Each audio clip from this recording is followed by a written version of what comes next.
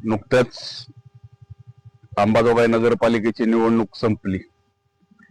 4 वर्ष ज्या प्रशासक काळ ज्यांच्या ताब्यात होता त्यांच्याच ताब्यात आता नगर परिषदेचा मुख्य कारभार आहे. त्यानंतर बऱ्याच काय अपेक्षा की वेळेत होण्याची गरज होती त्या काय पूर्ण होताना दिसल्या नाहीत. पाठीमागे कामगारांचं एक शिष्टमंडळ माननीय नगराध्यक्ष यांना भेटायला गेलं.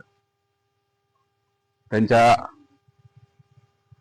वेतनाविषयी एवढी निराशा दाखवायची काय गरज आहे मला काही कळत नाही. आमचं कुठल्याही व्यक्तीशी राजकारणाशी किंवा राजकीय व्यक्तीशी कसलंच वैर नाही. राहिला विषय गेले 5 ते 6 महिन्यापासून या कामगारांना वेतन नाही. आम्हाला वाटलं होतं की काहीतरी यांचे दुसरे पर्याय असतील किंवा काहीतरी असेल म्हणून इतके दिवस दम काढून असतील.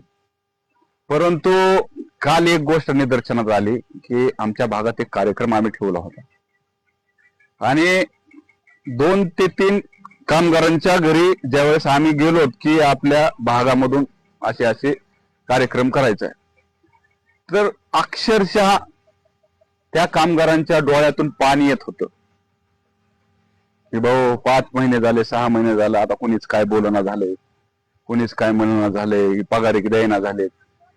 काय बाबा त्यांना निवडणुकीत ह्याच्या त्याच्या मागे गेले किंवा काय झालं म्हणून काय डोक्यात धरलं नाही ना. मला अंबाजोगाई नगरपालिकेमध्ये ज्या ज्यावेळी मी चौकशी करतो ते या कामगारांच्या वेतनाचं काय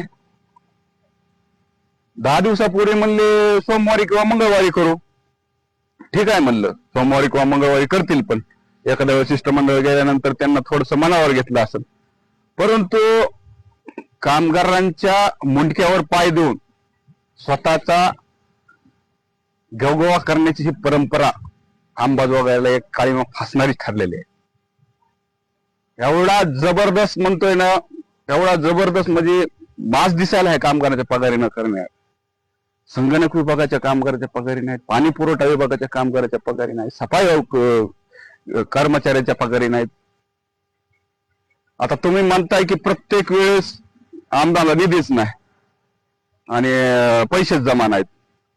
आत्ता बी अकाउंट काढायचं, आमच्या समोर अकाउंट काढून दाखवायचं, सोबत चालायचं. जर त्या अकाउंट मध्ये त्यांच्या पगारी होण्यापेक्षाही जास्त पैसे असतील, पायातला बूट घेऊन डोक्यात घातल्याशिवाय राहणार नाही. माझी प्रशासनाला, माननीय सभागृहाला विनंती आहे, तुम्हाला संधी आहे. आज तारीख 7 आहे, 10 तारखेपर्यंत जर तुम्ही या सफाई कामगारांच्या पगारी करू शकला नाहीत तर अंबाजोगाई नगर परिषदेवर आम्ही एक ट्रॅक्टर भरून चपला बुट घेऊन येणार आहेत. मग ते फाटके असतील, तुटके असतील, कसले असतील. ज्योता फेको आंदोलन काय असते हे तुम्हाला दाखवू.